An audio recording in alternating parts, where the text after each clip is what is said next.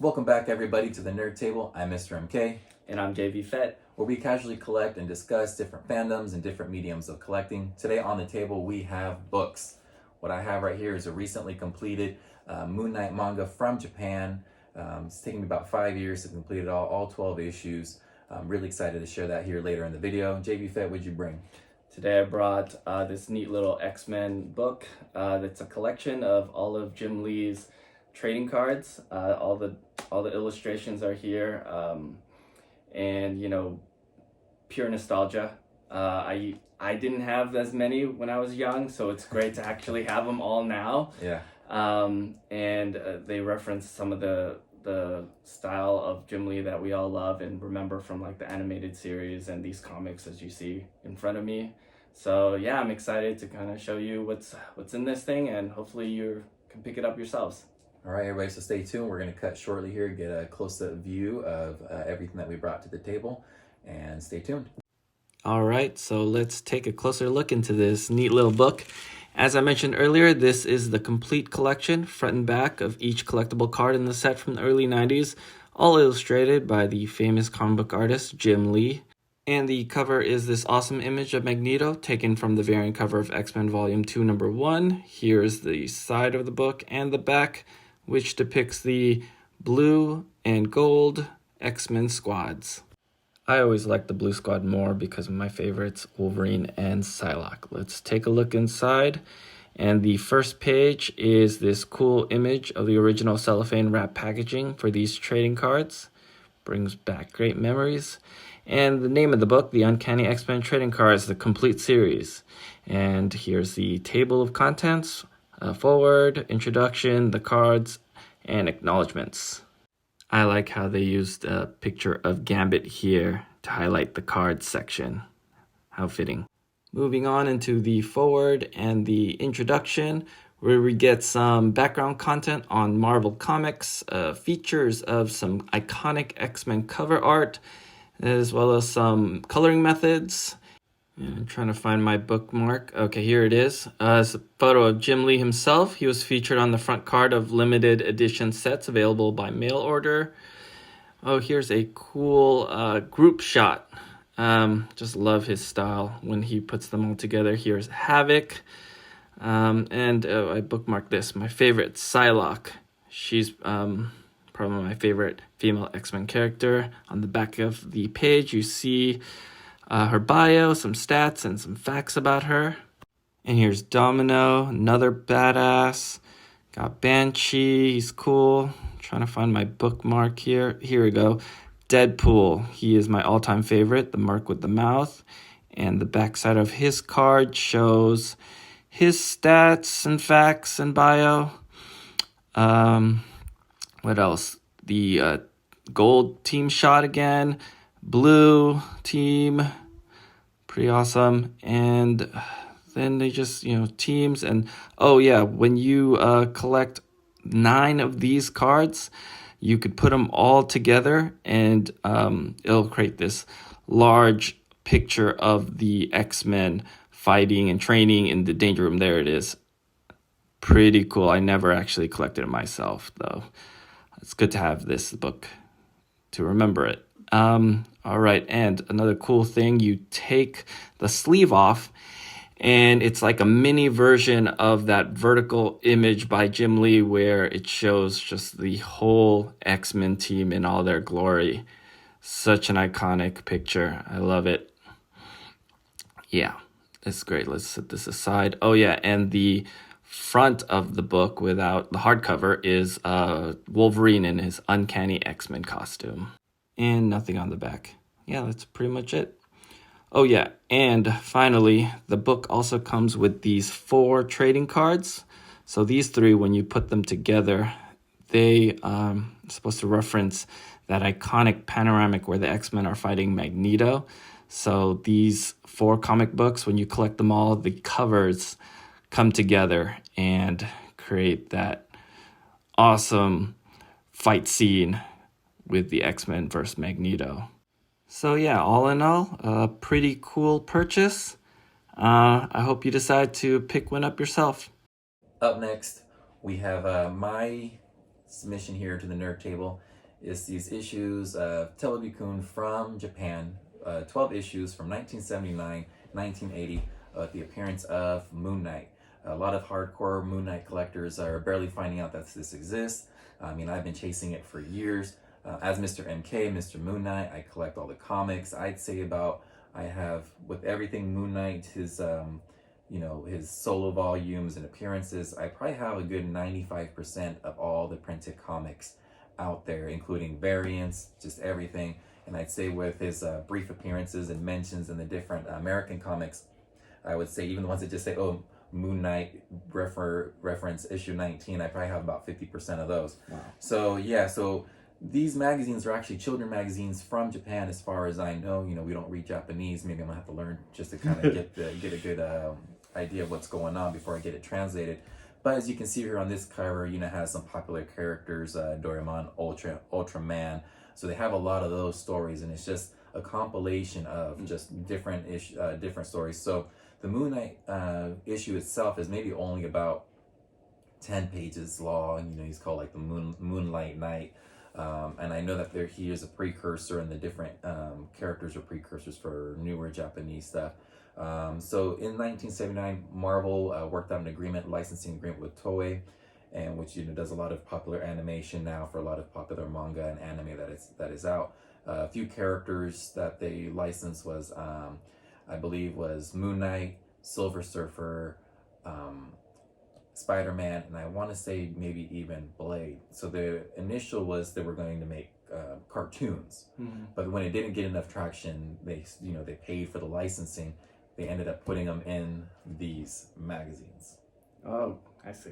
Yeah, so it's really cool. It's really hard to track down. I know people have been asking me, how'd you do it? I have a plug in Japan that's been kind of helping me out. I haven't found a really good, viable resource, not like an eBay or anything that I can just go on and shop online. So it really has taken me about 5 years to really complete this. So I'm really excited to share this with everybody. How to keep it a secret for a little bit, especially with the show and the hype and all the prices being driven up for Moon Knight stuff. I kind of want to make sure that I completed mine in a selfish way to make sure I can complete it in general. And then as a bonus here, we'll be going over the Shonen Jump. I know a lot of the current not Moon Knight, but a lot of manga readers and anime watchers are kind of familiar with Shonen. They do all the popular stuff. Like here you see My Hero Academia, One Piece, Naruto. You see all those in here. So this is actually the first appearance of My Hero Academia in Shonen. And it has this kind of, I think, is maybe technically a Moon Knight appearance. I don't know. We'll go over it. We'll show the panel where I think he is in, and then you can let us know in the comments. Let us know whether you think it's accurate or not. And speaking of comments, don't forget to like and subscribe to our channel so you can see what else we're bringing to the table. And let's cut away. Let's get a look into some of these interiors. I know everybody will be just as excited to see it as I am. All right, ladies and gentlemen, the moment I've been waiting for. Here's all 12 issues of the Televukun children's magazine with the Moon Knight issues. There's 12 different ones. You're just going to scan through and just kind of see the different covers, the different characters. I know people have been asking what the different covers look like. So we'll just kind of do a quick scan. They're all kind of numbered with a month. So it went from 1979 to 1980. Here's the first issue of 1980. Okay, pretty cool. They have the different characters, the Ultraman, Doraemon here, all the different kaiju and stuff like that. So if you're into like the old school vintage manga, this is still probably a good one for you. So those are the 12 issues there. We're going to take a sneak peek kind of into the different interiors here, just so we can kind of see some of this storyline that we have going on. After this, I don't know what my next major grail of collecting is, but here we bookmarked it. So this is the first issue here. You can see here's a Moon Knight, and here in this little box down here, it actually does say 1979 Marvel Comics Group. And so some of these have this purple ink, and so you can kind of see it kind of bleeds through over time. It's not terrible, I wish it was a little bit better so I could make scans, but maybe I'll just kind of hunt different issues in the future to see if I can kind of compile them all together and get them translated and all that good stuff. So it's kind of cool. You kind of see a little comic art there. I really like the storytelling that they do in Japan with the different issues. But So that's kind of it for this issue, but you see that they have the different colored portions here with the different stories, and here's Superman advertisement. It's pretty cool. Godzilla, you can kind of see just like the different paper that they use for the different stories. Here's the blue one that I was mentioning earlier, kind of holds up much better, and the stories. There's a few Moon Knight ones like that. We'll kind of scan through to those. Coming over to the September issue. Here's just kind of like the different spread right there. Pretty cool. I like the overall costume. It kind of reminds me like that sleek, one from the 1980s. Here he is jumping off the building, kind of flying in the air there. Reminiscent here now of the MCU show on the Disney Plus. So yeah, so this is kind of unfortunately kind of like the way it bleeds through, but some pretty cool action. Ultimately, still happy to have it. Don't know very many people that possess one issue to let alone even all 12. There's a few people online that claim they have them, but nobody's actually posted that they've owned all issues. So this one's kind of like a little bit better with the story. So yeah, just kind of thumb through, take a peek here at the different magazines, the different issues, and like I said, hopefully kind of compile it. Here you go, saving the day. Kind of jump into these a little bit more quickly now.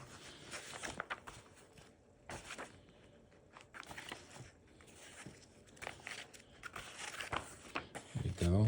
I really like this one. Like his little weapon that he has there.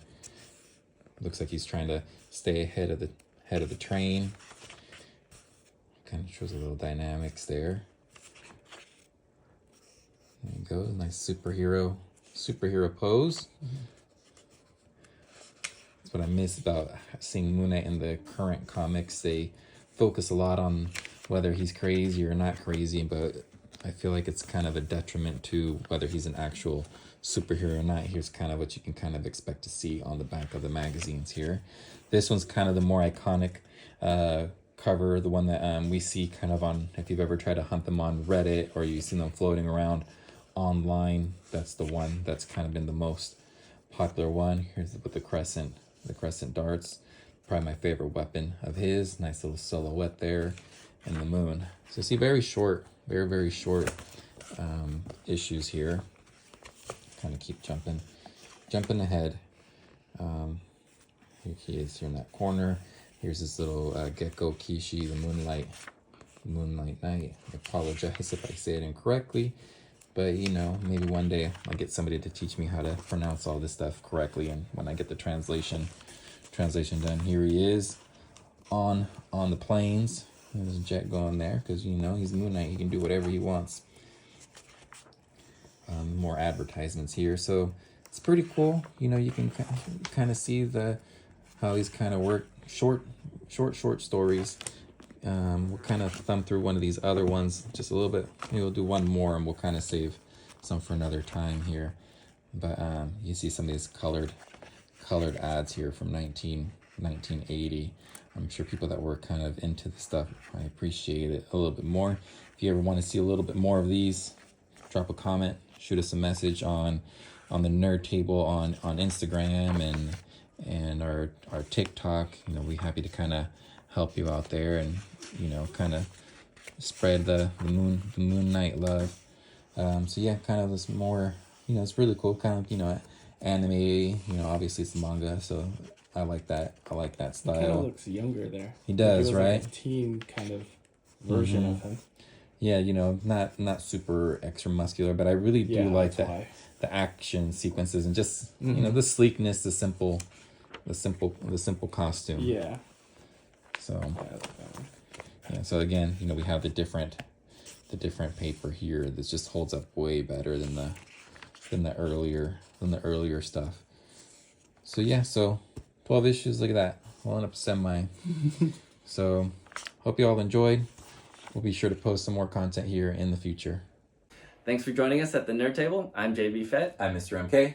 Drop a comment below. Let us know who's your favorite X-Men character. If you're a Moon Knight fan, drop a crescent moon in the comments. And speaking of comments, don't forget to like and subscribe so you can stay up to date with our future videos and installments of the Nerd Table, where we ask the question, what are you bringing to the table?